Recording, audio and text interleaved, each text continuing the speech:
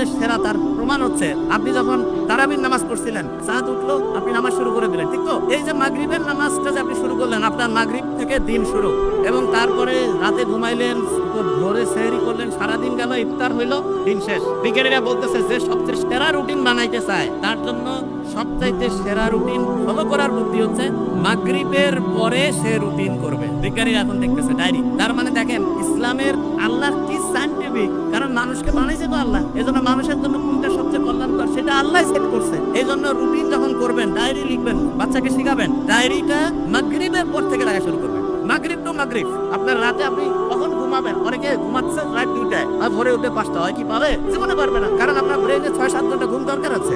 এই কারণে আপনি মাগরিবে রুটিন করে ফেললেন যে আমি 10টার মধ্যে ঘুমাই যাবো, ভোর 4টা-5টায় উঠবো, উঠে একটু পড়াশোনা করবো, তারপরে দিনে একটু সূর্যের নিচে হাঁটাহাঁটি করবো, বুক করে শ্বাস নিবো, ছাড়বো, এবং সবসময় 2টা কাজ করবেন। একটা হচ্ছে অন্যকে হেল্প করবেন, আর 2 নাম্বার যেটা হচ্ছে সেটা হচ্ছে আল্লাহর কাছে চাবেন। বিজ্ঞানীরা দেখছে 2টা কাজ কেউ যদি করে, লাস্ট 2টা কথা, একটা হচ্ছে কেউ যদি সবসময় অন্যকে বিপদে হেল্প করে, আর যদি কেউ হচ্ছে রেগুলার প্রেয়ার করে, তাহলে তার ডিপ্রেশন, অ্যাংজাইটি এগুলোর কারণে মৃত্যুর যে সম্ভাবনা 30% থেকে কমতে কমতে কমতে 0% হয়ে যাবে। আমরা আশা করি প্রত্যেকে ইসলামের নিয়মগুলো মানবো এবং অসাধারণ জীবন ব্যবস্থার মধ্যে চলে যাবো। Thank you so much. আসসালামু আলাইকুম।